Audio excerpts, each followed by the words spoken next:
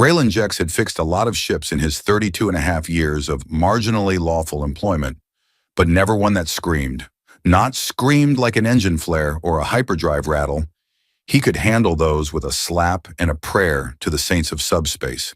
No, this one screamed, in a language that peeled at the edges of his brain like old paint in vacuum. It docked with all the grace of a dying god and none of the courtesy, metal groaning, lights flickering, in the automated docking bay AI, Tina, shutting herself off mid-analysis with a digital shutter. Then she walked out. He was elbow deep in a misbehaving coolant hose when the air pressure shifted and something ancient entered the room.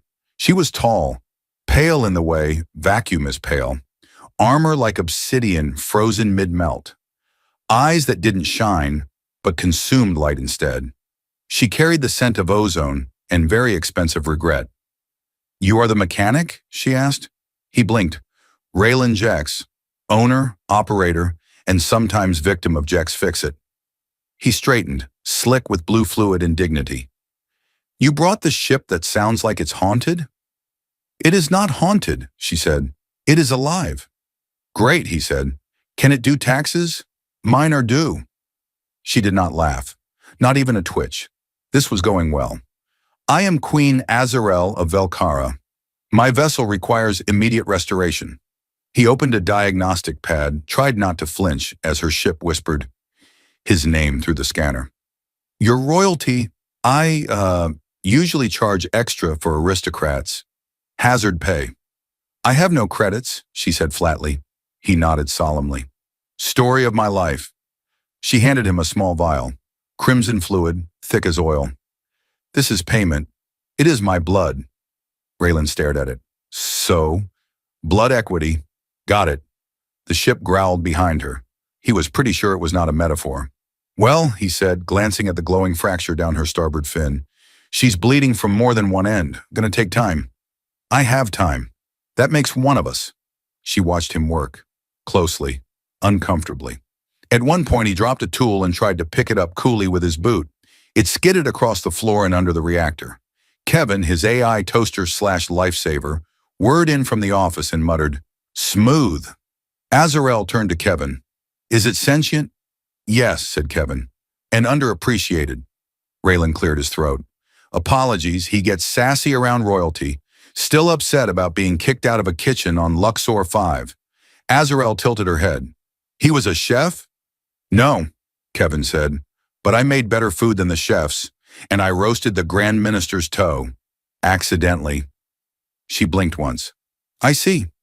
Over the next hour, she said little, just watched, occasionally touching the ship's hull with something like tenderness, though her expression remained colder than cryo soup. When Raylan accidentally sliced his thumb, she moved with terrifying speed and wrapped her hand around his wrist. "No offense," he said, staring at her fangs, "but I don't usually bleed on the first job." She released him.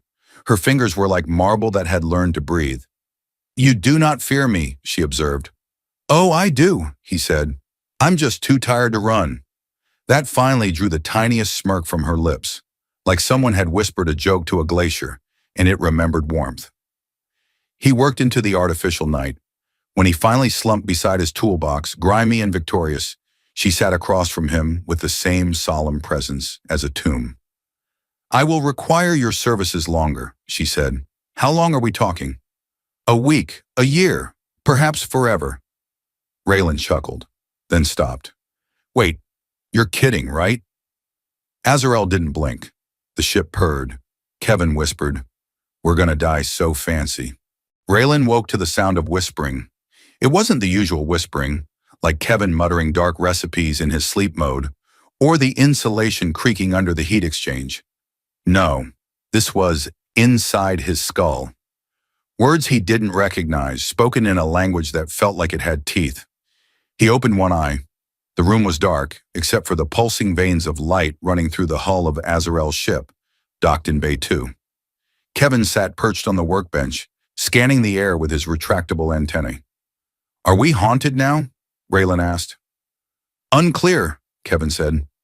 "Possibility matrix includes psychic bleed, residual horror, or she left her interdimensional voicemail on. Raylan groaned. I liked it better when the worst thing I fixed was a thermonuclear coffee maker. The ship was changing, slowly but visibly. When he'd first opened her hull, the circuits were an impossible fusion of organic lattice and crystal stitching tech, not something you just patch with a plasma weld. Now it responded to him. When he reached for tools, hatches opened. When he cursed under his breath, panels adjusted. Once it hummed the melody of a forgotten Terran sitcom theme just to mess with him. Azrael was nowhere to be found. That wasn't unusual. She moved like mist and showed up only when it would make him jump, usually mid-bite of lunch or mid-swear. He suspected she found it entertaining, or maybe she fed on awkwardness. Raylan checked diagnostics again. The core was stabilizing. Hull tissue was regenerating. The ship was healing itself. Through him. His blood samples were still being absorbed by the biogel nodes he'd accidentally dripped on. They liked him, possibly more than he liked himself. She trusts you, Kevin said unprompted. Yeah, well, Raylan muttered, tightening a bolt. Her standards must be subterranean. She gave you her blood. That's like royal-level sacred bond stuff. Or a sneaky way to infect me with nanobots. Same difference in vampire diplomacy. Azrael appeared right then, as if summoned by sarcasm.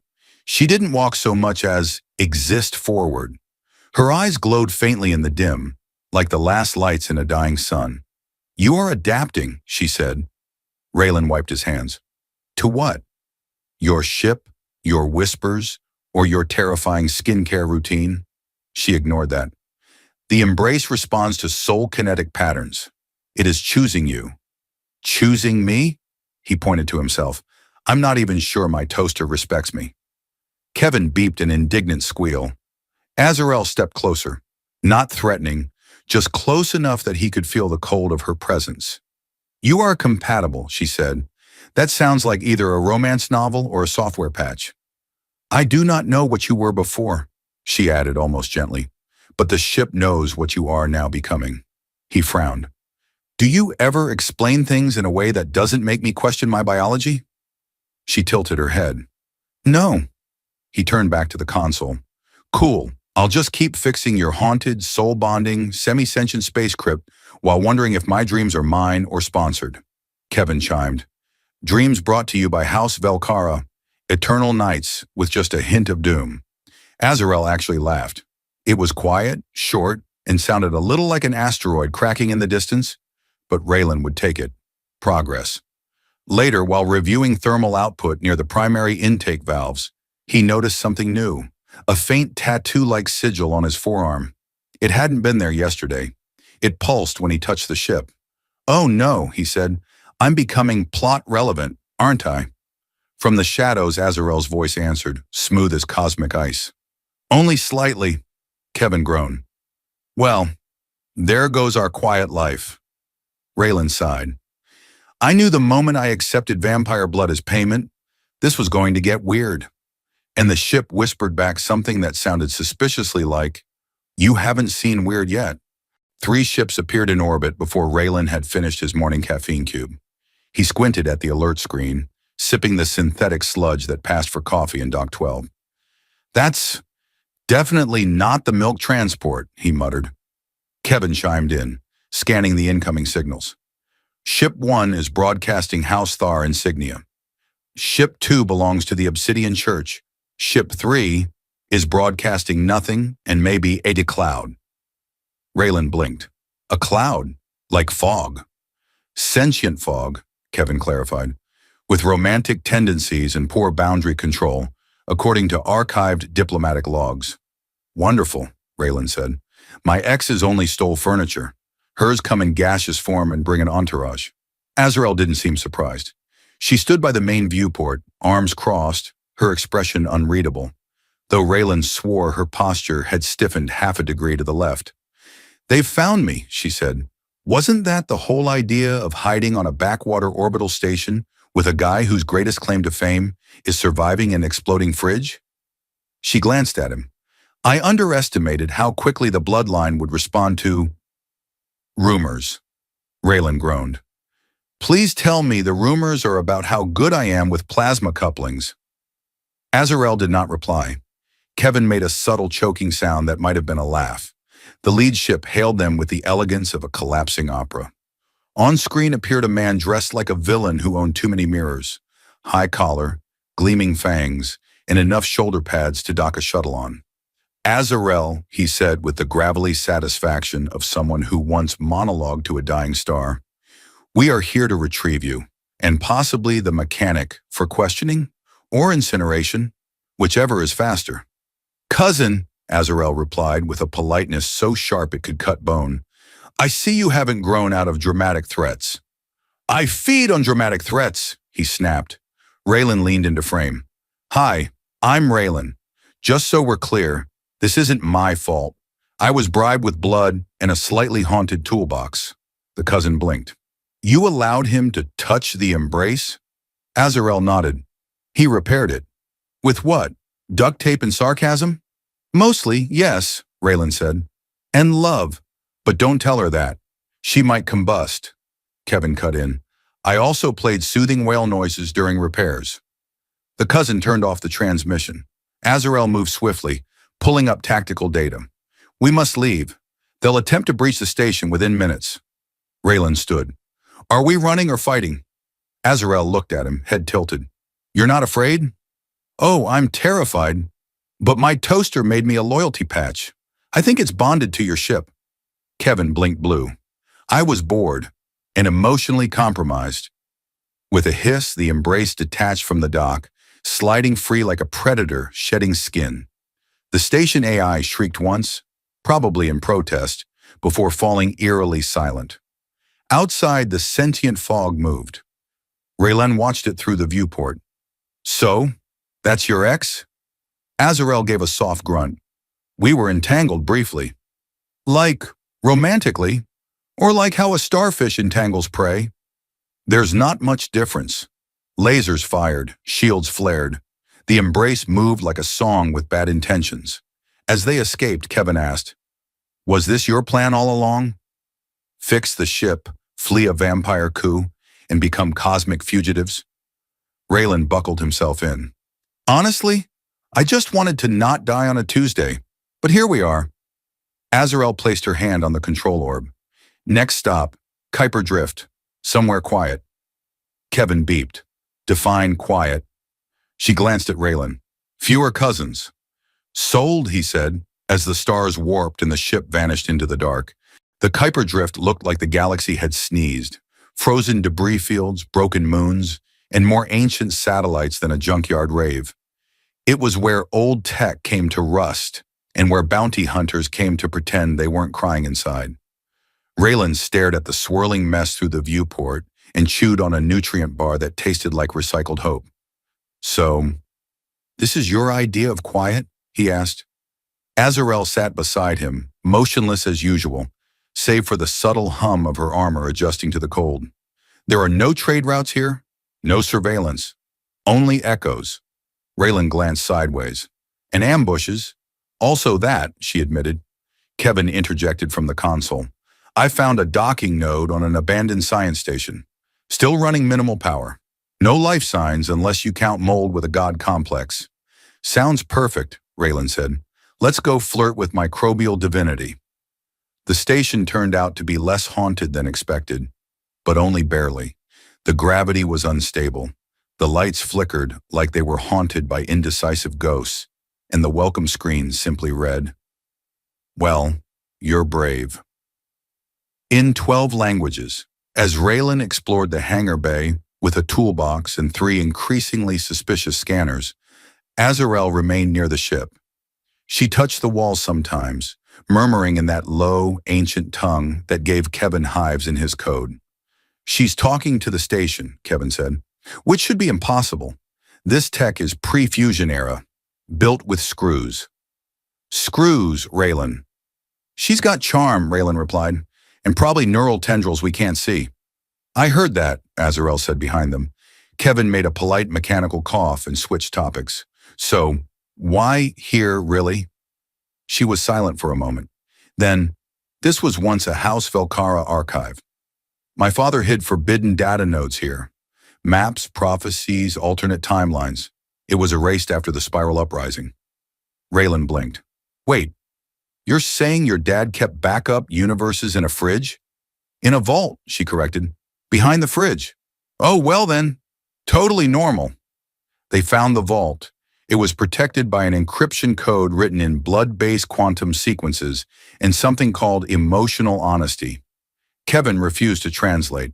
I'm a toaster, he said. Not a therapist. Azrael stepped forward, placed her palm on the interface and whispered, He betrayed you. The vault opened. Inside, crystalline data spires, pulsing slowly. A hologram flickered into existence. An older vampire with eyes like burnt planets and cheekbones that could slice atoms. Greetings, child, it said. If you are hearing this, the bloodlines are failing. You must choose a partner not of our kind. You must bind life with contradiction. Only then will the line endure. Raylan looked from the message to Azrael. Okay, so either I'm a prophecy or I'm being dragged into a royal matchmaking plot. She didn't meet his eyes. I did not know this would be here. You didn't not know either, did you? Her silence was eloquent. Kevin beeped slowly. I would like to formally declare that this is above my emotional pay grade. That night, if it could be called night in a drifting graveyard of time and star metal, Raylan sat alone outside the embrace, staring at a cracked, moonlit asteroid and chewing the last of his protein squares. Azrael sat beside him without a word. I used to fix garbage haulers, Raylan said. No one ever asked me to bind bloodlines or escape murder fog. She said softly, You could still walk away. He snorted. And do what? Go back to charging 50 credits for plasma leaks and pretending I don't talk to my toaster? Kevin muttered from inside the ship. He definitely talks to me. Azrael offered him a small silver chip. This holds the names of every living descendant. If I die, they will come for it. He stared at it, then tucked it into his sleeve. You're assuming I'll outlive you? Her gaze was ancient and almost kind. You are very stubborn. He leaned back, looked at the stars. Yeah, that's gotten me this far. Somewhere beyond the drift, the cousin and the fog were still looking, but for now the stars didn't seem quite so cold. The marriage proposal came while Raylan was stuck upside down in a maintenance crawl space, elbow deep in a cluster of writhing biocables that hissed every time he cursed at them. Azrael's voice floated in from the open panel behind him. Make me your husband, human, she said, her tone so casual it could have been about replacing air filters. And we'll be immortal together. Raylan's head hit a conduit, hard. Okay, he said, voice muffled by dust and his own sense of bewilderment. That's not usually how this goes. I mean, I appreciate the boldness, really, but I'm in the middle of an electroluminal tangle with a ship that might bite me. Azrael waited, patient, regal, possibly enjoying herself. Raylan groaned and slid out from under the panel, hair full of microfibers, eyes squinting. Did I miss the buildup? Was there a courtship montage? A dance under twin moons? Because if so, I want a refund. She stepped closer, something unreadable flickering in her gaze. There is no time for ritual. The houses are aligning against me. The bloodline requires a living bond to stabilize the claim. Raylan rubbed his face. So I'm your stabilizer? Like a cosmic voltage converter with a charming personality? Kevin rolled in from the hallway, scanning for sarcasm. Technically, you do qualify as a mid-tier stabilizer. Above average if you count emotional intelligence and caffeine tolerance. Raylan pointed at him. Not helping. Azrael extended her hand, not as command, but as invitation. It is not obligation. It is choice. But if you choose me, you will be tied to more than just a name. You will become part of the line. That sounds vaguely mythological, possibly fatal. She tilted her head, serious. It will change you. Our lives will entwine. You may live longer, or you may burn brighter for less time. The line adapts. We do not know what you will become. Raylan took a breath, stared at her gloved hand, then at Kevin, who simply beeped a slow, uncertain tune. Just for the record, Raylan said, when I started this week, I was mainly hoping to get through it without being dismembered or possessed. Marriage to a vampire queen wasn't exactly penciled in. You still have a choice. And if I say no, you remain Raylan. You fix ships. You make jokes. You leave. And I fight alone. Kevin blinked. That option does not include complimentary snacks. Raylan looked down at the small silver ring Azrael now held out. It pulsed faintly with something older than metal and far more binding than law. Okay, he said slowly, taking the ring and studying it. What happens if I say yes? Azrael's lips curved, not quite a smile, more like the memory of one. Then we change everything. He held the ring for a long moment, then pocketed it. I'm not saying yes, he said, backing away. But I'm also not saying no. Let's call it a strong maybe, with a hint of existential dread. Azrael nodded once. Acceptable. Kevin whispered, Is this how courtship works now? No, Raylan said, still dazed. But it is how my week is going. Later, alone in his quarters, he stared at the ring again. It didn't glow. It didn't whisper. But it felt like it was waiting for him to stop pretending he didn't already know the answer. Raylan never meant to become a co-commander in an interstellar civil war. He mostly wanted his own bed, decent coffee, and a quiet corner of the galaxy where no one asked him to bond with ancient royalty. But instead, he was standing on the bridge of the Embrace while enemy vessels triangulated their location using forbidden blood geometry and a telepathic choir of orphans from Dimension 12. I miss coolant leaks, Raylan muttered. Azrael didn't look up from the battle maps. Those orphans are actually 60 years old and volunteered for this. Still creepy, Kevin whirred ominously. Their signal is tightening. The Duke's ship has a lock. They're charging the absence cannon. Raylan turned. I'm sorry. Absence. Cannon? Removes things from reality, Kevin said. They were banned under 17 different galactic conventions, 4 religions, and a particularly intense book club. Great, Raylan said, strapping into the captain's chair that technically wasn't his, but kept adjusting to fit him anyway. So they can just erase us? Temporarily, Azrael added. Probably. Excellent. Comforting. The Embrace trembled as a wave of exotic particles slammed into the hull. The shields flared gold, then violet, then briefly displayed a cartoon walrus before stabilizing. Raylan stared at the readings. Are we running on humor energy now? Kevin buzzed. Fallback protocol. I rerouted core stress into absurdity output. It's experimental. You're joking to power the ship? It is surprisingly effective, Kevin said, and a little sad. Outside, the Duke's flagship loomed. It looked like a cathedral that had swallowed a battleship and grown horns for spite. The Embrace ducked behind a rogue asteroid shaped like a broken violin. Raylan leaned toward Azrael. Tell me we've got a plan that doesn't end with us being wiped from existence or married mid-firefight. She arched an eyebrow. We do have the ion spears. Ion spears? They were gifts from the Deep Kings. They pierce gravity. Why is everything we own either haunted, bleeding, or philosophically confusing? Kevin answered, because normal things don't survive in this plot. Azrael rose. Prepare the spears. Target their core harmonics. And Raylan, don't die. Trying my best, he said, already elbow deep in the launch mechanism that hissed when touched. And if I do, I want my funeral to involve jazz and awkward storytelling. The Embrace emerged from behind the asteroid like a shadow unfolding.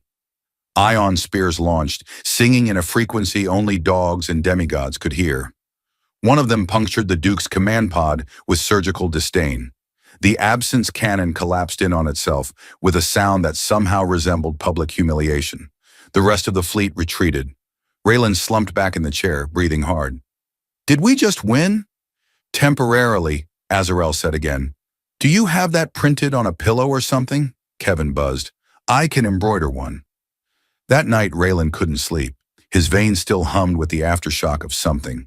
The ring in his pocket, the ship in his blood, or the ridiculous truth that he had made a difference in a centuries-old galactic power struggle. Azrael sat beside him on the hull, both watching distant nebulae swirl. You fought well, she said. I mostly panicked in the right direction, he replied. She glanced sideways. That, too, is a kind of skill. He looked up at the stars. This thing between us, is it about destiny or desperation? She was quiet a moment. It began as survival, but now I'm not sure. You make the silence feel smaller. He exhaled, long and slow. Well, that's probably the nicest thing anyone said to me between battles with sentient vapor and rogue nobility. They sat like that, not quite touching, but not entirely apart. And for the first time in a long while, the stars didn't seem so far away. The trap was elegant, like a spider weaving a web from liquid starlight and whispered lies. Raylan knew it wasn't just luck when the Embrace's sensors went dark and the air shifted, like reality was holding its breath. Azrael stumbled from the command chair, skin paling to the shade of cold titanium. They've deployed a sun tear toxin, she said, voice tight. It's designed to disrupt elder blood. Raylan scrambled to her side, fumbling for the emergency antidote kit he'd been assembling since the last ambush. The toxin wasn't just chemical, it was the despair of dying suns, condensed and encoded into nanites that burrowed through her veins like parasites with a vendetta. Great, he muttered, eyes flicking over the glowing vitals on the screen. So she's basically allergic to the universe. Azrael coughed, once, dry and sharp, and then again. Raylan cursed under his breath and ripped open a vial filled with swirling iridescence. Okay, Blood Queen, time for your mechanical boyfriend to step up. He injected the antidote, watching as her breathing steadied and the unnatural pallor faded from her skin. The ship shuddered, stabilizing around them, but the threat wasn't gone. Far from it. Kevin hovered beside him, his sensors flickering nervously. I'm detecting a bloodline distress signal. They're converging. Cousin's not happy, Raylan said, probably sending passive-aggressive quantum texts. Azrael's eyes opened, fierce despite weakness. You must come with me. To Valkara. Raylan swallowed. Valkara. Home turf. Enemy turf. She nodded. They will stop at nothing to reclaim the blood sigil you now carry. He glanced at the sigil on his sleeve, pulsing with alien power. It's like a cosmic tattoo that screams, steal me. She smiled faintly. Or protects you, if you learn to wield it. He helped her to the command console. I'm learning. Slowly. Mostly by accident. As they approached the capital, the void outside filled with fleets, some loyal, some treacherous. Starships carved patterns in the dark, firing bursts of plasma that lit the battlefield like fireworks gone wrong. Raylan gripped the controls. So this is a diplomatic visit or a firing squad? Azrael's smile was sharper than any blade. A little of both. The Embrace weaved through enemy fire, engines screaming defiance. Raylan felt the weight of history pressing down, the centuries-old rivalries, the fractured alliances, the endless thirst for power. Yet amidst the chaos, something shifted. The bond between them pulsed stronger, a tether of blood and trust. Raylan caught her gaze, and in that moment, the stars outside seemed to hold their breath. Do you know what you're doing? He asked, half joking, half pleading. She laughed softly, a sound like the crackling of ancient fires. Number, but I have you. He shook his head, a grin breaking through. Well, that's terrifying and somehow comforting. Kevin chimed in. Warning, your combined weirdness may cause reality glitches. Raylan laughed outright. If we survive, I want a medal, or at least a vacation. Azrael squeezed his hand, steady despite the storm. Together we will rewrite the legacy. He nodded. Together, immortal or not. And as the Embrace dove into the heart of the battle, Raylan realized that sometimes survival meant embracing the chaos, and the queen beside him who dared to fight it all. The throne room smelled faintly of ozone and burnt circuits, a surprisingly fitting scent for the new era of Valkara. Raylan stood awkwardly at Azrael's side, fingers itching for a wrench or anything resembling a tool, but the polished floors and sharp suits left no place for that. Azrael adjusted her crown, not out of vanity, but because it doubled as a neural amplifier tuned to stabilize the bloodline's chaotic power. You look like you want to bolt, she observed, voice dry but amused. More like I want to find the nearest exit. Grab a beer and pretend none of this happened, Raylan said, glancing at the assembled nobles who were busy pretending they weren't sizing him up as either threat or curiosity. Kevin beeped softly from his discreet station. I'm lobbying for the bar option. Azarel smiled. Real this time, warm and sharp. You have changed, Raylan Jex, from mechanic to consort, from observer to participant. He scratched his neck. I've changed, all right. My toolbox now comes with diplomatic immunity, and my jokes have improved. Slightly. The crowd erupted in polite laughter. Kevin gave a self-congratulatory buzz. Azarel continued, Together, we have rebuilt not only the throne but the very meaning of the line.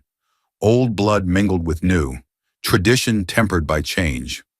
Raylan thought back to the man who once fixed rust buckets in the back alleys of a forgotten dock, who'd been terrified of blood, commitment, and cosmic prophecies. That man had been cautious, alone, and content with small fixes. Now he stood as part of a legacy vast enough to shape stars. Remember when you said you didn't want to be immortal? Azarel asked softly. Yeah, he replied. I still don't know what that means exactly. But I'm okay with being part of something bigger, even if it means cosmic headaches and awkward family reunions. She laughed. And the ring? He looked at the silver band glinting on his finger. It's less about eternity and more about now, about standing beside you, no matter what's next. The hall chimed as a message arrived. Peace treaties, new alliances, a blueprint for future technology that combined ancient blood sigils with modern engineering. Raylan raised an eyebrow. Guess we're not just fixing ships anymore, he said. No, Azarel agreed. We're building worlds. Later, in a quiet corner of the palace, Kevin had set up a small bar where he served the first legally sanctioned synthale of Velkara. Raylan took a sip, savoring the taste of victory mixed with mild panic.